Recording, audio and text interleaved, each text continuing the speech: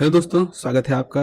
और आज इस लेक्चर में हम आपके साथ एक बहुत ही स्पेशल चीज़ डिस्कस कर रहे हैं, और वो है कि जितनी भी जो भी आपकी 4 यूनिट हैं, उन चारों यूनिट के जितने भी इम्पॉर्टेंट या कह लो जितने भी न्यूमेरिकल के लिए फार्मूले जो हैं वो हम आपको साथ डिस्कस करेंगे, फार्मूले डिस्कस करेंगे, और साथ ही साथ जुड़े हुए जो इम्पॉर्टेंट क्वेश्चंस हैं उनको भी हम आपके साथ यहाँ पर डिस्कस करेंगे।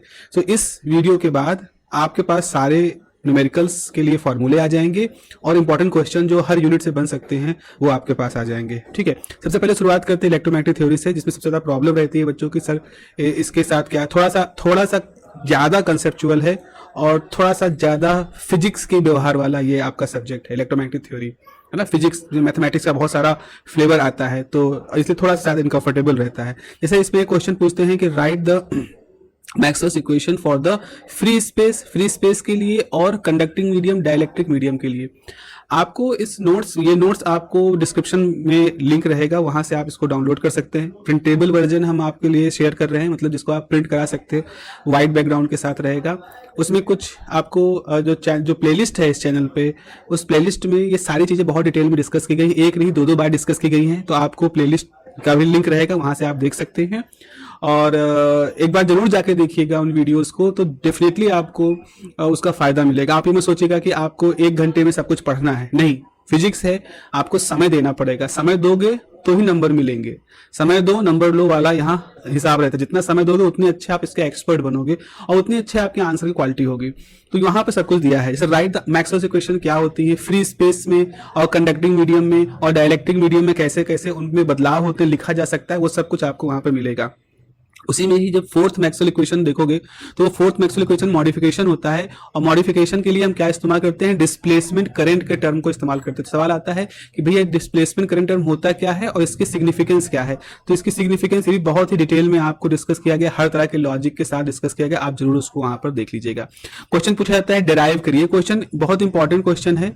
आप वेव इक्वेशन डिराइव करिए इलेक्ट्रोमैग्नेटिक वेव के लिए, इलेक्ट्रोमैग्नेटिक वेव के लिए वेव इक्वेशन डिराइव करिए। बहुत अच्छा क्वेश्चन है। साथ ही साथ कभी कभी पूछते हैं इसको दूसरी तरह से कि electromagnetic wave, light electromagnetic wave है, तो वेलोसिटी ऑफ लाइट को प्रूफ करिए। इलेक्ट्रोमैग्नेटिक वेव की वेलोसिटी ऑफ लाइट के बराबर होती है। तो यहाँ वेलोसिटी ऑफ लाइट का फार्मूला क्या होता है, ये एक फार्मूला है 1/√μ नॉट एप्सिलॉन नॉट। आपको मालूम होना चाहिए mu naught is the permeability of free space, epsilon not is the permittivity of free space.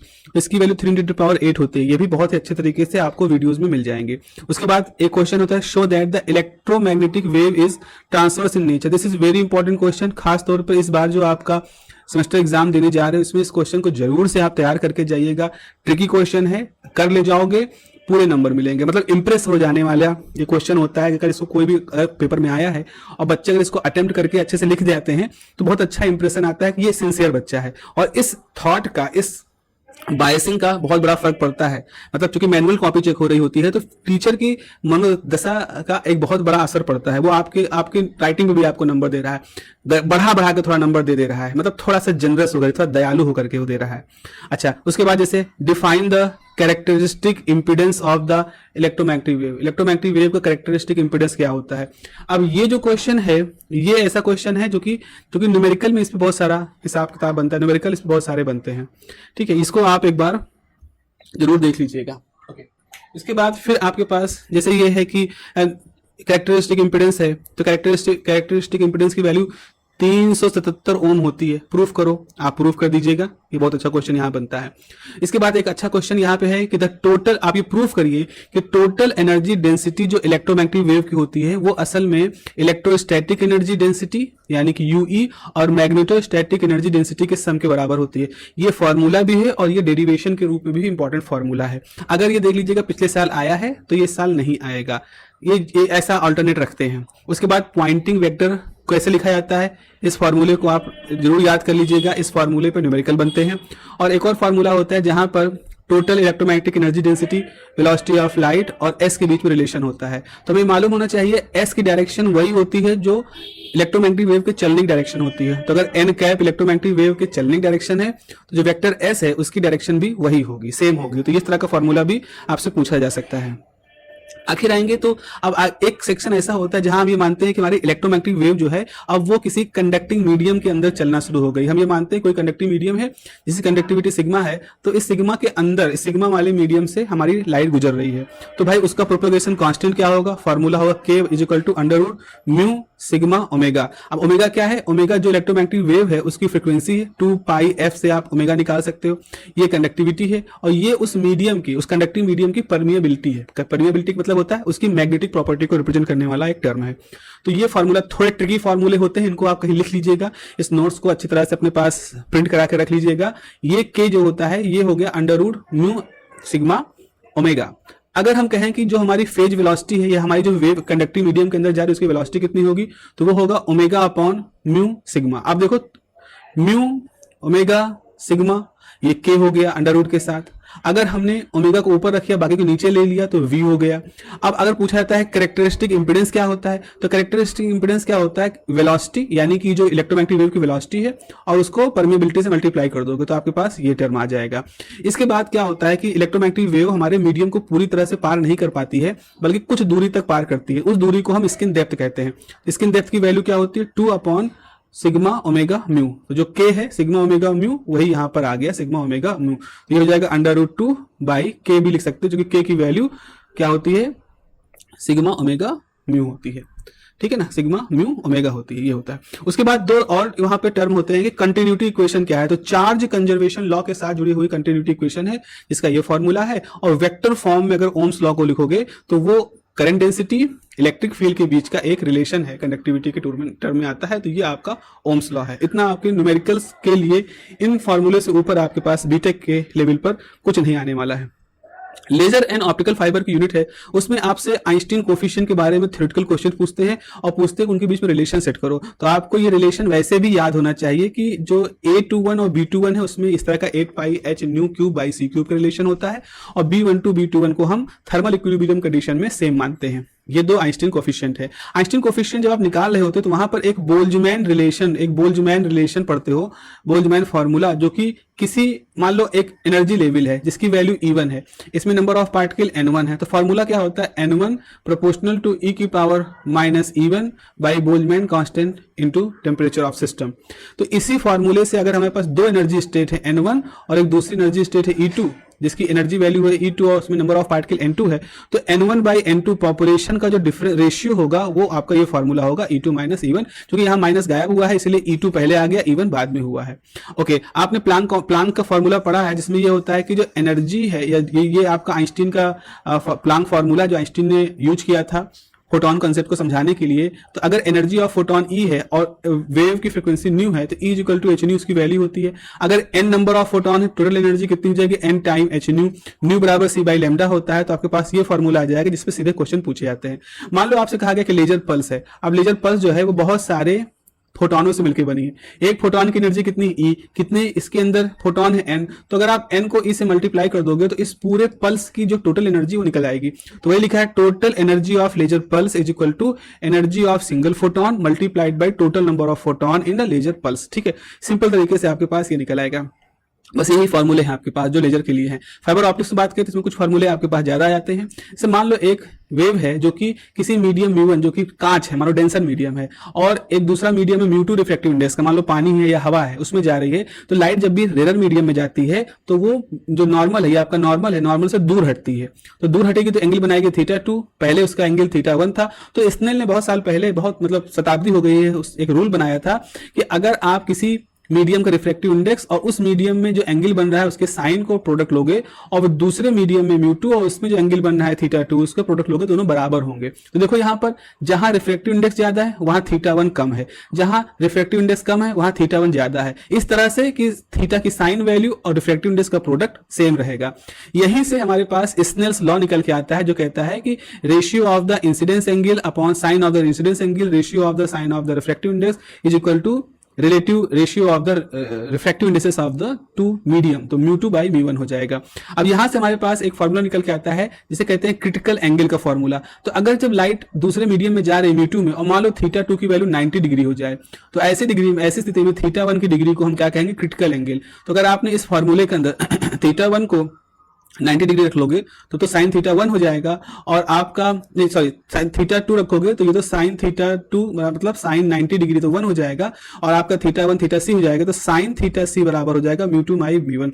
किसी ये आपसे इस तरह क्वेश्चन पूछते हैं कि एक मीडियम दे दिया गया जिसका रिफ्रैक्टिव इंडेक्स म्यू 2 है जो कम है, दूसरा मीडियम इसका रिफ्रैक्टिव इंडेक्स म्यू 1 है ज्यादा है, इससे आपको क्रिटिकल एंगल निकालना है, तो आपको साइन इनवर्स इस फॉर्मूले का यूज करना है।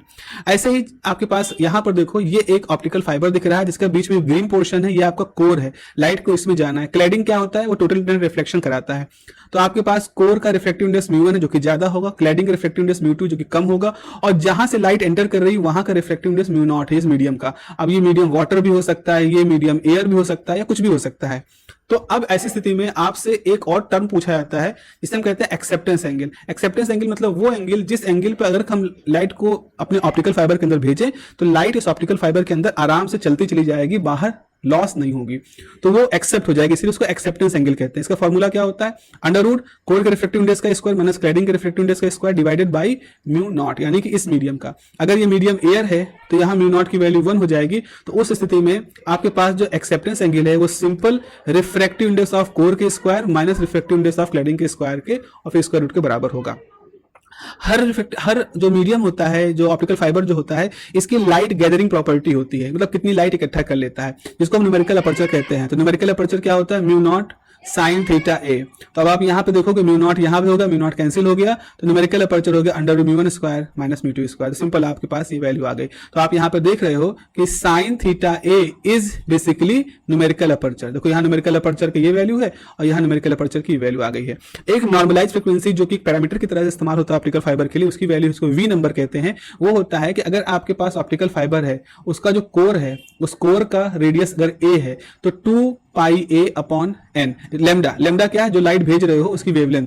तो वी नंबर कैसे निकालते हैं, 2 pi a by lambda under root mu 1 minus mu 2, यानी कि न्यूमेरिकल अपर्चर हो गया। तो आपके पास वी बराबर क्या होगा, 2 pi a by lambda into numerical aperture. तो न्यूमेरिकल अपर्चर से वी नंबर निकाला जा सकता है, और इस वी नंबर का काम मल्टी मोड और सिंगल मोड की बातों को समझाने के लिए होता है। वी नंबर की एक वैल्यू होती है, उस वैल्यू से ज्यादा होगा तो मल्टी मोड, उससे कम हुआ तो सिंगल मोड। एक और न्यूमेरिकल के पॉइंट ऑफ व्यू से इंपॉर्टेंट टर्म होता है फ्रैक्शनल रिफ्रैक्टिव इंडेक्स, जिसको डेल्टा से रिप्रेजेंट करते हैं, जो कोर के रिफ्रैक्टिव इंडेक्स और क्लैडिंग के रिफ्रैक्टिव इंडेक्स की डिफरेंस डिवाइडेड बाय कोर के रिफ्रैक्टिव इंडेक्स के बराबर होता है।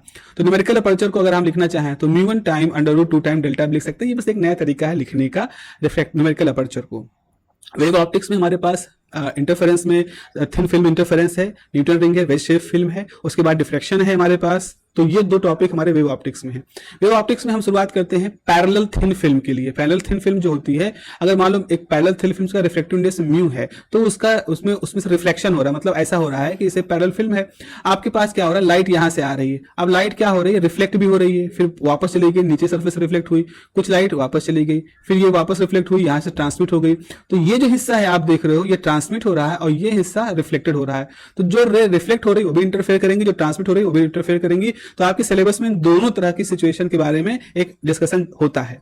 तो अगर पैरेलल फिल्म है जिसका रिफ्रैक्टिव इंडेक्स म्यू है, मान लो इस मीडियम है, जो ये मीडियम है, पैरेलल फिल्म का मीडियम है, मान लो सोप बबल है या ऑयल की फिल्म है, इसका रिफ्रैक्टिव इंडेक्स म्यू है, तो रिफ्लेक्ट हो रहा है तो यहाँ ट्रांसमिट भी हो रहा है और इंटरफेयर हर जगह हो रहा है। तो अगर हम कहें रे इंटरफेयर इन रिफ्लेक्टेड रेज, मतलब जो रे रिफ्लेक्टेड इस रिफ्लेक्टेड पार्ट्स में हो रही है, उसमें इफेक्टिव पार्ट डिफरेंस क्या होता है, इफेक्टिव पार्ट डिफरेंस होता है 2 mu T cos r plus lambda by 2।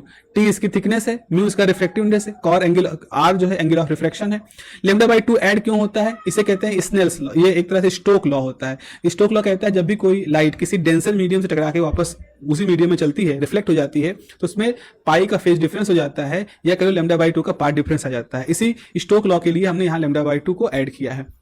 तो ये हमारा इफेक्टिव पार्ट डिफरेंस है। अगर हम इफेक्टिव पार्ट डिफरेंस को ब्राइट फ्रिंज कंडीशन के बराबर रखेंगे तो हमारे पास तो अगर हमने रखा कि 2 म्यू टी कॉस आर है, इसको हमने जो हमारे पास पहले से डार्क और ब्राइट फ्रिंज की रिफ्रैक्टिव इंडेक्स के पार्ट डिफरेंस का फॉर्मूला है उसमें रखेंगे। क्या फॉर्मूला है, अगर पार्ट डिफरेंस एन लेमडा है तो ब्राइट फ्रिंज बनेगा, और अगर path difference 2n+1 lambda by 2 है तो डार्क फ्रिंज बनेगी। तो जब आप इस इक्वेशन डेल्टा एक्स इक्वेशन को इन इक्वेशन के बराबर रखते हो तो आपके पास डार्क फ्रिंज कंडीशन आती है, जो होती है 2 mu T cos R 2n-1 lambda by 2। तो ये कैसा नंबर है, ऑड नंबर होता है।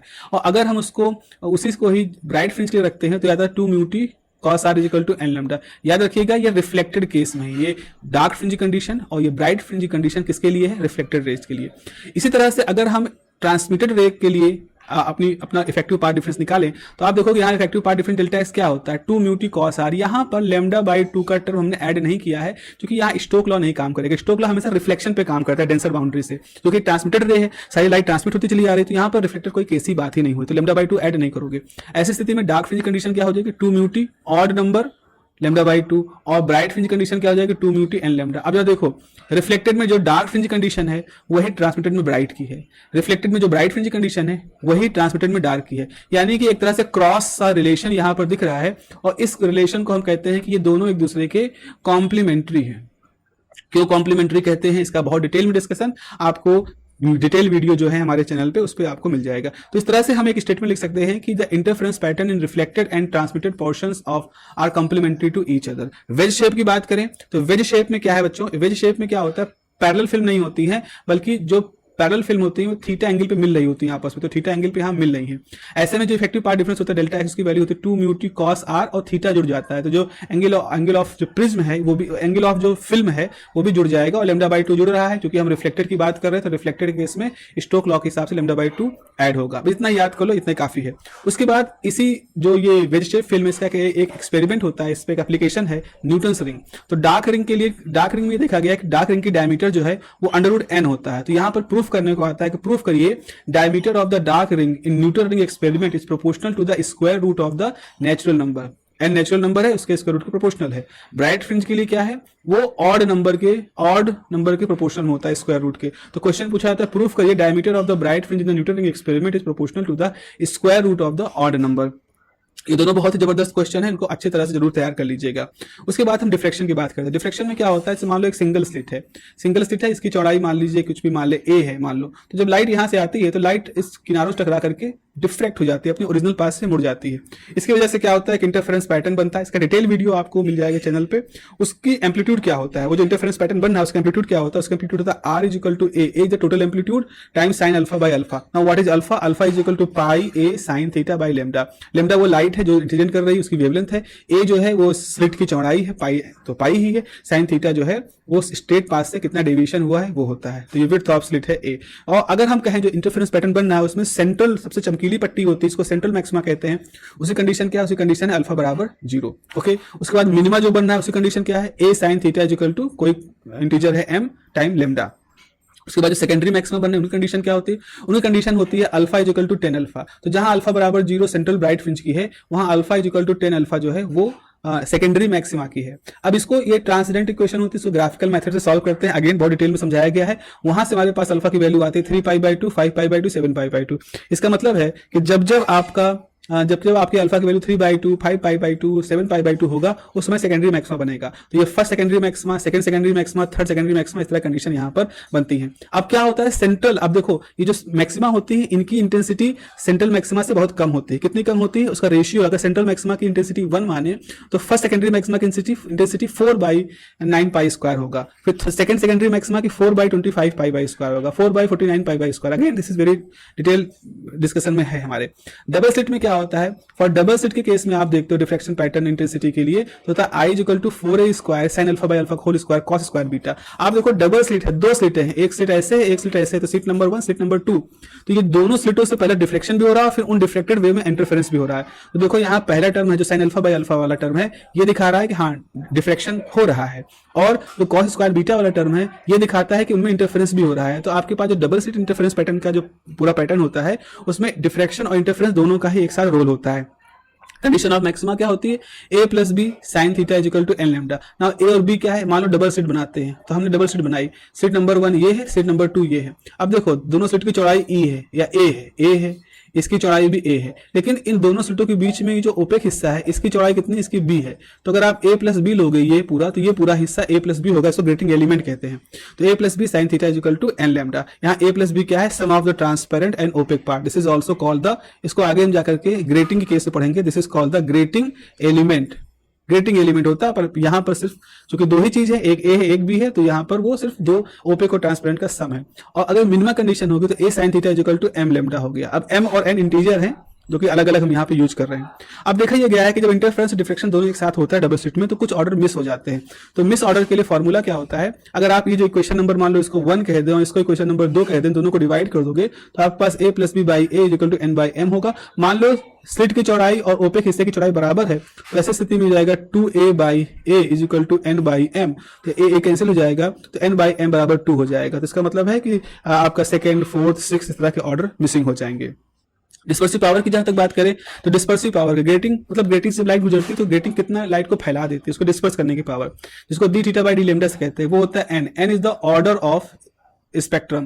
तो जब डिफ्रेक्शन होता है ग्रेटिंग से तो ऑर्डर बनते हैं, वो हो गया एन। ए प्लस बी कॉस थीटा है यहाँ पर। और रिजॉल्विंग पावर ऑफ ग्रेटिंग क्या है, lambda by D lambda is equal to N is the number of order, capital N is the number of लाइनें। तो आप यहाँ पर ये देख रहे हो जितनी ज्यादा लाइनें आप खींचोगे, जितनी ज्यादा लाइनों वाली ग्रेटिंग इस्तेमाल करोगे, उसकी रिजॉल्विंग पावर भी उतनी ज्यादा होगी और उसका डिस्पर्सिव पावर भी उतना ही ज्यादा होगा। इसके बाद हमारे पास एक और टॉपिक आता है, क्वांटम मैकेनिक्स का टॉपिक होता है। अब क्वांटम मैकेनिक्स में आपके पास डी ब्रॉगली मैटर वेव की बात होती है। डी ब्रॉगली मैटर वेव क्या होती है, तो डी ब्रॉगली मैटर वेव वो वेव्स है जो कि किसी मटेरियल पार्टिकल के साथ जुड़ी होती है जो कि मोशन में होता है।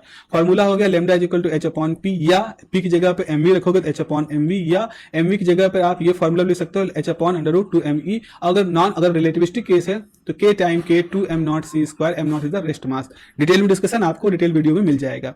फेज वेलोसिटी भी यहाँ पर डिफाइन कर सकते हैं मैटर वेव की, जो होती है ओमेगा बाई के। अगर ग्रुप वेलोसिटी की बात करें तो वो होती है डी ओमेगा बाई डी के। अब होता क्या है कि ये फेज वेलोसिटी और ग्रुप वेलोसिटी आपस में रिलेटेड होती हैं, तो आपके पास वीपी बराबर हो जाएगा VG minus lambda D VP by D lambda. तो अगर कोई मीडियम नॉन डिस्पर्सिव है तो ये पूरा टर्म जो है जीरो हो जाएगा, आपको लिखा दिख रहा है D VP by D lambda zero है। और अगर वो नॉन जीरो है तो D VP by D dispersive medium है तो नॉन जीरो होगा, तब आपकी वैल्यू यहाँ पर होगी। एक और फॉर्मूला होता है कि वीजी और वीपी का प्रोडक्ट सी स्क्वायर के बराबर होता है। उसके बाद जो मैटर वेव होती है इसको एक्सप्लेन करने के लिए हम कुछ मैथमेटिकल रिलेशन का यूज करते हैं, जिसको जैसे कि एक सो हम श्रोडिंगर इक्वेशन कहते हैं, डिफरेंशियल इक्वेशन है। जैसे एक Schrodinger time dependent Schrodinger equation है तो उसका फॉर्मूला ये है I H cross D psi by D T H cap psi. Psi is the wave function, psi is what, psi is the wave function.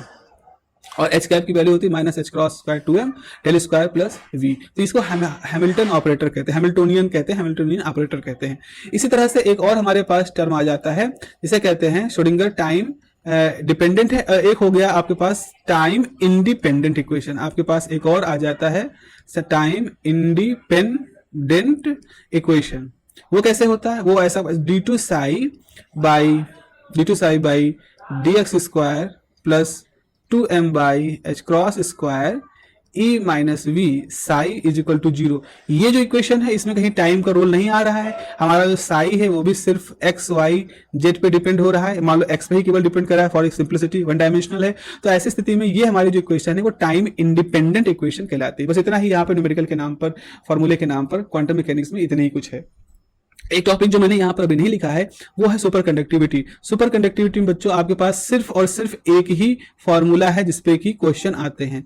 Super conductivity में एक relation होता है कि आप जब किसी सुपर कंडक्टर के ऊपर अगर मैग्नेटिक फील्ड यानी एच को लगा देते हो तो टेम्परेचर के साथ साथ उसकी super conductivity magnetic field control में भी आ जाती है। तो अगर आपकी मैग्नेटिक फील्ड इस वैल्यू टी के और इस वैल्यू एच से नीचे है, यहाँ कहीं है, तो आपका मटेरियल कैसा होगा, सुपर कंडक्टिंग स्टेट में होगा, अदरवाइज वो नॉर्मल स्टेट में कन्वर्ट हो जाएगा। तो किसी टेम्परेचर टी पर जो क्रिटिकल मैग्नेटिक फील्ड होती है वो क्या फॉर्मूला होता है, टेम्परेचर 0 पर जो क्रिटिकल मैग्नेटिक फील्ड है -1 minus T square critical temperature TC square. ये एक फॉर्मूला है, एक ही फॉर्मूला है सुपर कंडक्टर चैप्टर का जिसपे कि आपके न्यूमेरिकल बनते हैं और यही न्यूमेरिकल ही एक तरह से कह लो, यही फॉर्मूला ही है, जो कुछ भी यही फॉर्मूला है।